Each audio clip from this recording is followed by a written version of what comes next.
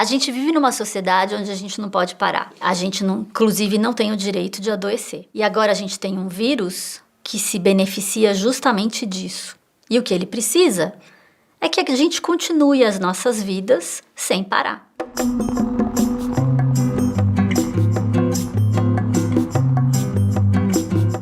A maior arma contra o coronavírus é justamente parar. Nós não temos mais como parar esse vírus. O vírus vai se propagar e vai infectar uma grande parte da população mundial. Mas o que a gente precisa fazer é reduzir a velocidade com a qual esse vírus vai se propagando. Muitas pessoas, elas estão focando na questão de que uma porcentagem muito pequena das pessoas morrem, ou elas estão focando e dizendo que é apenas uma gripe. Mas a coisa não é tão simples assim. Como o vírus ele vai se propagando e ele vai tomando conta e infectando muitas pessoas, esse número ele vai praticamente dobrando a cada dia. E aí essa curva ela fica muito acentuada. E isso aumenta o número de pessoas que precisam de assistência hospitalar. E chega num ponto dessa curva onde o sistema de saúde não dá conta de tratar de todo mundo. Então, o que nós precisamos fazer? Reduzir a velocidade como o vírus se propaga para artificialmente reduzir o número de infectados que têm sintomas e que precisam de assistência hospitalar todos os dias. Isso já foi feito. Taiwan é o melhor exemplo desse controle. Essa curva, ela modifica e o número de pacientes que precisam de assistência hospitalar, ele é sempre dentro do possível para o sistema de saúde. Para se sair dessa curva para essa curva, todos nós precisamos parar, refletir e modificar a nossa rotina de vida. Qualquer um que pode, que tem autonomia, precisa revisar toda a sua rotina por semanas e talvez meses daqui para frente. O que nós precisamos é nos distanciar um do outro para que esse vírus não se propague. A melhor arma é o isolamento. Só que esse isolamento social, esse distanciamento social, justamente por sermos seres sociais, ele traz danos psicológicos. Nós não queremos nos sentir aprisionados, nós não queremos nos sentir isolados. A gente estava até agora em contato físico e social o tempo todo, mas ligados no celular. E agora vem um vírus que faz com que a gente, na verdade, mude o comportamento e faça um bom uso do celular. Porque agora nós precisamos estar mais afastados fisicamente, mas nós podemos estar todos unidos pelo celular. De acordo com a ONU, essa pandemia é uma pandemia que pode ser controlada. Então, qual é o grande problema aqui? Parar tem um custo econômico gigantesco. E não parar pode custar muitas vidas. Refrisando, uma grande parte da população mundial vai ser infectada. O que não pode acontecer é muita gente sendo infectada ao mesmo tempo. Como neurocientista e entendendo de comportamento humano, o que a gente percebe diante do problema do coronavírus é que as pessoas estão reagindo de duas formas distintas e as duas formas que não ajudam. Muitas pessoas negam o problema e muitas pessoas entram em pânico. Nós não precisamos entrar em pânico. O pânico, ele é absolutamente inútil. A ciência, hoje, ela é completamente diferente das outras epidemias, completamente diferente da gripe espanhola, e nós sabemos como lidar com a situação. O que nós precisamos é fazer. E, em muitos locais, todas as pessoas precisam fazer e não esperarem os seus governos, que têm mais preocupações econômicas, tomarem atitude.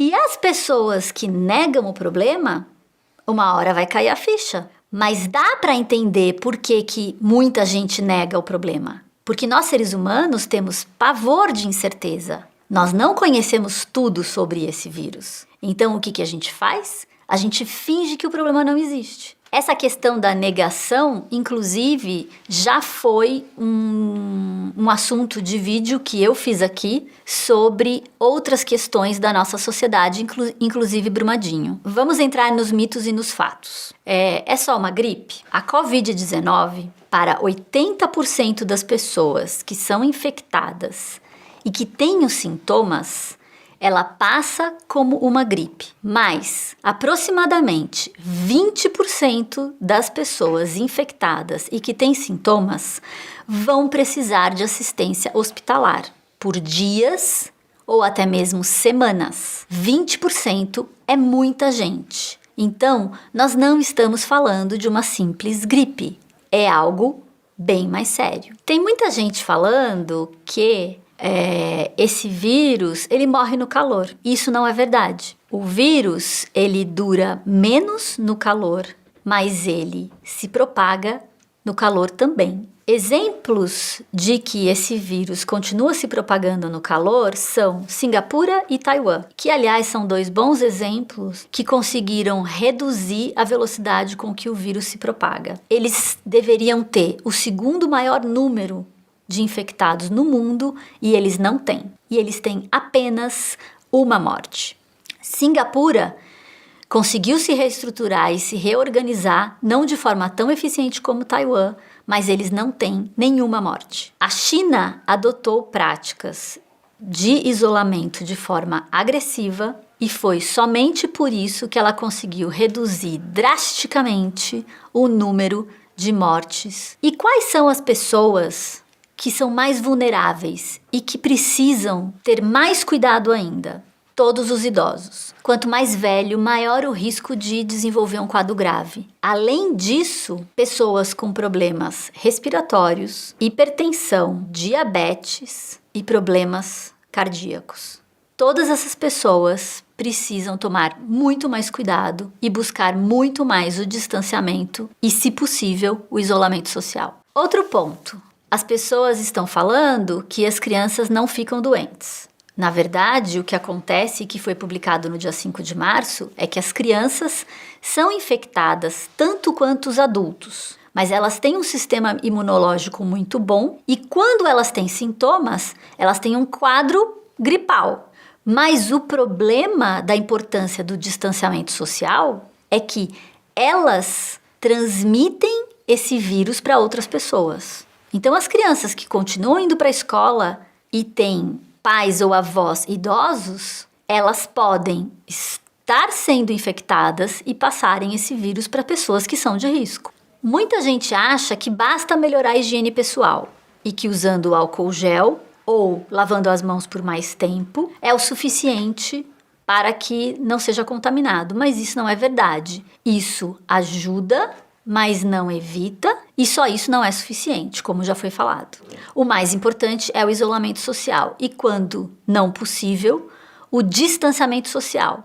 E isso principalmente de pessoas que apresentam algum sintoma. O que a gente precisa saber sobre o tempo de incubação do vírus? Os estudos indicam que, em média, o vírus fica incubado durante 5 dias ou 6 dias. Mas o tempo de incubação pode ser de 0 até 24 dias. O que é importante também a gente levar em consideração e que já está sendo uma conduta utilizada até mesmo em países ricos. Se você tem os sintomas da Covid-19, que podem ser um estado gripal, uma tosse seca ou até mesmo uma febre, o ideal é que você fique em casa, se isole ao máximo, porque se existe a suspeita de você ter o vírus para você não passar para outras pessoas, mas não é para sair correndo para o hospital, porque muita gente desenvolve esse quadro, não tem o coronavírus, e indo ao hospital você aumenta as chances de ser infectado. Ficando em casa e cuidando do estado gripal é a melhor forma de lidar